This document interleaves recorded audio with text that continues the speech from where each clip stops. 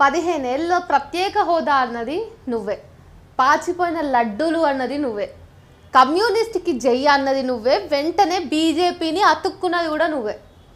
ఉత్తరాది అహంకారమా అని అన్నది నువ్వే, ఇప్పుడు అక్కడికి వెళ్ళి ప్రచారం చేసేది నువ్వే.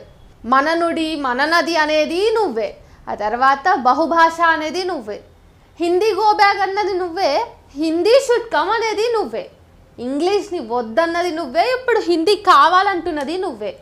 కులాలు లేని రాజకీయం అనేది నువ్వే, కుల భావంతోన ఓట్లు వేయమనేది నువ్వే, విప్లవం అని ఊగింది నువ్వే, ఇప్పుడు సనాతనమని అరుస్తున్నది నువ్వే. ఇలా ఒకటా రెండా ఎన్ని చెప్పమంటావు? నీ మాటలు ఇష్టానుసారం, నీ చేతలు ఇష్టానుసారం. నీ స్వార్థం కోసమో పెన్ డ్రైవ్ కోసమో నువ్వు లొంగిపోయావు. మన రాష్ట్రానికే అనుకున్నా, ఇప్పుడు ఇతర రాష్ట్రాలకి ప్రమాదకారిగా మారావు. నీ వల్ల ఈ రాష్ట్రం ఎంతో నష్టపోతుంది. ఒక తరం నీ వల్ల నాశనం అయిపోతుంది. నువ్వు ఈ సమాజానికి ఎంత చీడపురుగో మేధావి వర్గం ఆందోళన చెందుతోంది. నీదొక సిద్ధాంతం లేని రాద్ధాంతం, ఏదారో తెలియని ప్రయాణం నీది. నీతో పాటు ఒక తరాన్ని నాశనం చేస్తున్నావు.